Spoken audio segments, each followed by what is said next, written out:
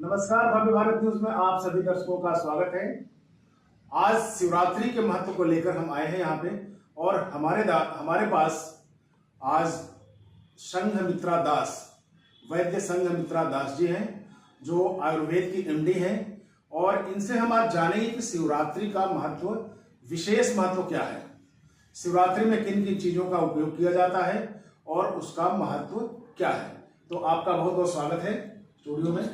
Doctor साहब वैद्य जी, हम आपसे जानना चाहेंगे कि शिवरात्रि का आज के दिन का महत्व क्या है, किस दिन ये पड़ता है और किस तरह से इसको अलग अलग कंट्रीज में मनाया जाता है, अलग अलग मतलब हमारे भारतवर्ष के क्षेत्रों में मनाया जाता है।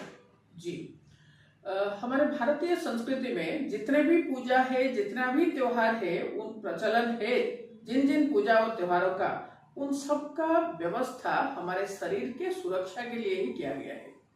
शिव शब्द का अर्थ जो है वो है कल्याणकारी। तो जो महाशिवरात्रि है, तो ये तिथि आता है फाल्गुन मास के कृष्ण पक्ष के चतुर्दशी तिथि के दिन आता है और इसको हम महाशिवरात्रि इसलिए कहते हैं क्योंकि ये शिवरात्रि का जो पालन करने का विधि है उसमें बहुत ही प्रधानता है रात्रि को जागरण करने का, यानी रात को जागने का। तो ये जो समय है तो ये है आयुर्वेद के अनुसार कफ प्रकोप का काल है, यानी सभी के शरीर में स्वभावतः स्पॉन्टानियसली कफ बढ़ा हुआ रहता है, तो जिसकी वजह से शरीर में बहुत ज्यादा भारीपन रहता है, भूख कम लगता है, आलस आता है, बुखार वगैरह, जुकाम, ये सब रहता है। तो इस समय अगर हम महाशिवरात्रि के उत्सव को, व्रतों को पालन करते हैं, जिस विधि से हमको करना चाहिए उस विधि से अगर हम करें तो उससे हमारा कफ शमन हो जाता है। फिर हम कैसे करें ना, हम उसको ऐसे करना चाहिए कि इस दिन हमको उपवास में रहना चाहिए। तो उपवास यानी हम कुछ भी लघु अन्न यानी हल्का कुछ लेके हमको इस व्रत को रखना चाहिए। मतलब आप दिनचर्या के बारे में बता रहे हैं कि सुबह से दिनचर्या कैसी होनी चाहिए शिवरात्रि के दिन? जी जी जी जी जी, इस दिन हमको सुबह उठना ही चाहिए। इस दिन हमको बिल्कुल भी दिन में सोना नहीं चाहिए। आयुर्वेद के अनुसार अगर हम दिन में सोते हैं तो वो हमारे शरीर में सारे दोषों को बढ़ा देता है, प्रेडोमिनेंटली कफ को बहुत बढ़ा देता है। तो आज के दिन हमको दिन में बिल्कुल भी नहीं सोना है और रात को हमको जाग के रहना है, इसलिए उसको शिवरात्रि कहते हैं।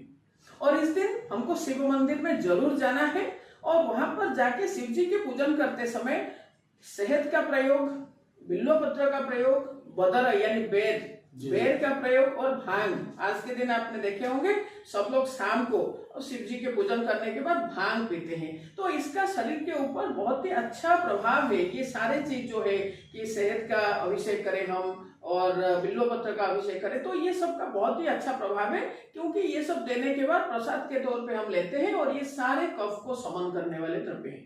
जी जी जी। डॉक्टर साहब वैद्य जी, आप ये बताएंगे कि शिव का आयुर्वेद से क्या महत्व है? शिव जो है उनको हम मानते हैं कि आयुर्वेद के जो सबसे पहला विशेषज्ञ, आप आयुर्वेद के विशेषज्ञ कहिए, आप हमारे आयुर्वेद का एक रसशास्त्र करके एक विषय है ना, तो जिसमें मिनरल्स आदि का प्रयोग होता है, जिसमें आप हेवी मेटल की चर्चा होती है, तो वो सारे चीज इसके अंदर आता है, वो है रसशास्त्र। तो रसशास्त्र के भी सबसे श्रेष्ठ, सबसे आदि विशेषज्ञ जो है वो है शिव जी। योग के जो सबसे आदि विशेषज्ञ है वो है शिव जी। तो इसलिए आयुर्वेद में शिव जी के बहुत ही महत्व है। इवन हम लोग जो हमारा रसशास्त्र डिपार्टमेंट है, विभाग है, तो वहां पर भी शिव जी के पूजा चलती रहती है, क्योंकि शिव जी के बिना रसशास्त्र या आयुर्वेद का जो चिकित्सा है वो अधूरा है। सनातन एक ऐसा धर्म है जो बिल्कुल भेड़ चाल चलती है। एक बार अगर किसी ने कुछ शुरू कर दी तो लोग करते जाते हैं। अधिकांश लोगों को ये बात नहीं पता होगी कि हम सुबह उठते हैं, स्नान करने के बाद अगर मंदिर जाते हैं तो शिव जी को दूध से स्नान कराते हैं, फिर उसमें फूल लेते हैं, फिर भांग लेते हैं, फिर इसके बाद केला भी चढ़ाते हैं, शहद भी चढ़ाते हैं, सब चढ़ाते हैं। तो इन चीजों का महत्व क्या है ये शायद बहुत कम लोगों को पता होगा या शायद ना के बराबर होगा, नहीं पता होगा। तो आप इसमें प्रकाश डालें कि इनका महत्व क्या है, चढ़ाने का महत्व क्या है और फिर इसको कैसे अपनी जिंदगी में आत्मसात किया जाए। आयुर्वेद के चिकित्सा के बारे में जब आचार्य चरक बोलते हैं तो वहां पर वो 3 प्रकार के चिकित्सा के बारे में कहते हैं। तो एक है, और सबसे प्रथम चिकित्सा जो है वो है दैव विपाश्रय चिकित्सा। उसके बाद आता है युक्ति विपाश्रय, उसके बाद आता है सत्वावजय चिकित्सा। तो जो दैव व्यपाश्रय चिकित्सा है तो उसका अर्थ है जो कि दैव को प्रसन्न करने के लिए जो चिकित्सा हम करेंगे, जो उपाय हम करेंगे, उसी के अंदर आपके मंत्र, मणि, बलि, होम, नियम, गमन करके है।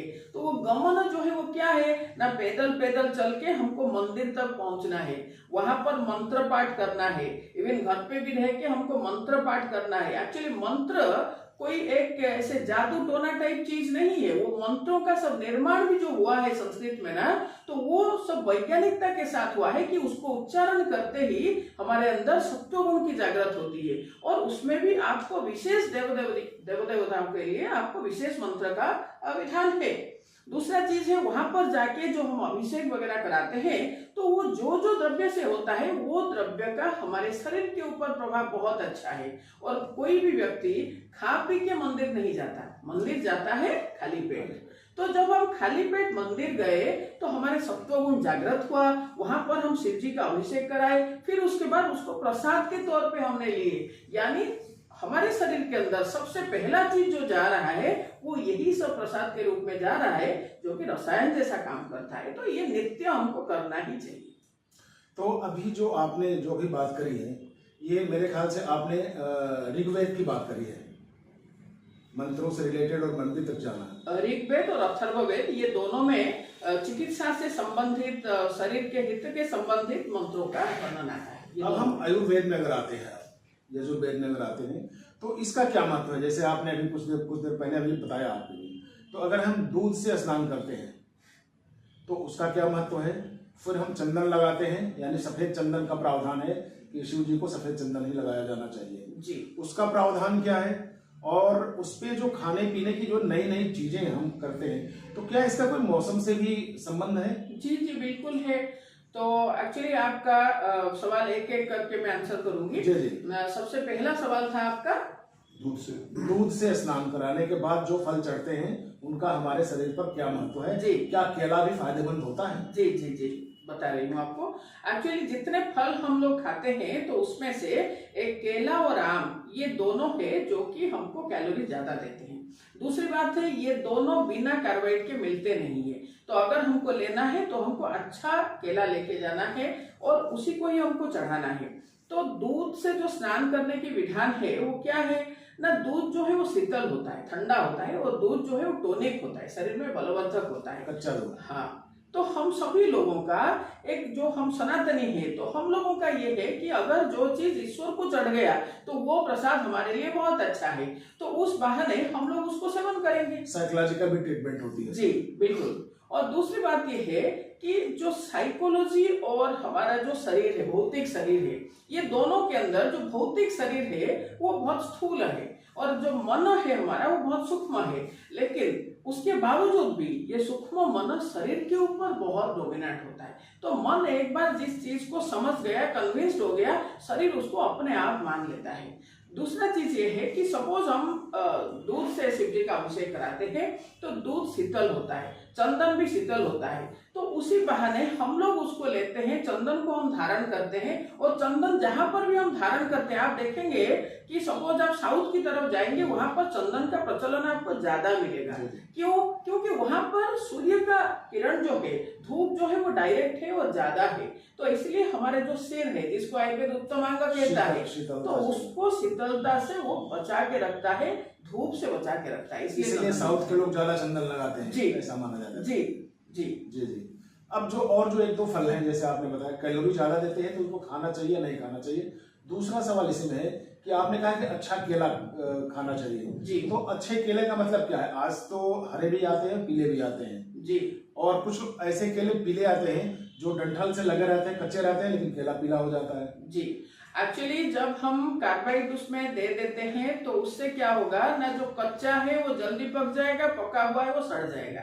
तो इसलिए चाहे हरा हो चाहे वो पीला हो, हमको हमेशा वैसा ही केला लेना है जो कि बिना कार्बाइड से स्वाभाविक रूप में वो पका हुआ हो। दूसरी बात ये मैं कहना चाहूंगी जरूर कि आज के समय में लोग बाग पर्टिकुलरली अभी जैसे गर्मी शुरू हो जाएगा तो हर घर में लोग दूध के साथ केला को पीस के बनाना शेक पीना शुरू कर देते हैं। और मैं सभी से अनुरोध यही करूंगी कि ये बनाना शेक, मैंगो शेक से बचे। आयुर्वेद में ये सीधा सीधा आचार्यों ने कहे कि ये विरुद्धाहार है, ये कंटामिनेटेड, ये हमारे लिए बिल्कुल भी अच्छा नहीं है और ये हमारे ऑर्गन्स को जाके खराब करने वाला है, स्किन डिजीज करने वाला है, हमारे डाइजेशन को खराब करने वाला है, तो इससे हमारा इम्यूनिटी और बिगड़ता है। तो इसलिए हम कोई भी फल को, पर्टिकुलरली आम हो गया, केला हो गया, इसको दूध के साथ मिला के हम ना लें। अंतिम सवाल आपसे लेते हैं और आपसे ये जानने की कोशिश करते हैं कि शिवरात्रि का, जैसे सनातन है तो सनातन भारतवर्ष की एक धरोहर मानी जाती है, एक संस्कृति मानी जाती है, एक आध्यात्म का तरीका माना जाता है जी। इसमें जो हमारे शिवरात्रि पे जो क्लाइमेट का असर पड़ता है, तो क्या हम पूरे भारतवर्ष में शिवरात्रि का रूप यही देखते हैं या इससे भिन्न भी है? देखिए, लगभग समान है। ये है कि भारत में जो बसंत ऋतु, जैसे 6 ऋतु है, उसके अंदर जो बसंत ऋतु है वो फाल्गुन और चैत्र मास से ही बसंत ऋतु बनता है।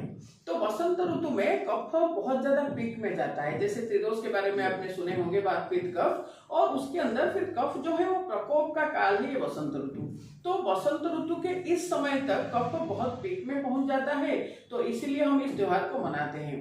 जैसे मैं उड़ीसा की बात करूं, उड़ीसा में शिवरात्रि को जागर शब्द से ही लोग जानते हैं। जागर, यस। तो जागर का अर्थ है to stay active in night time.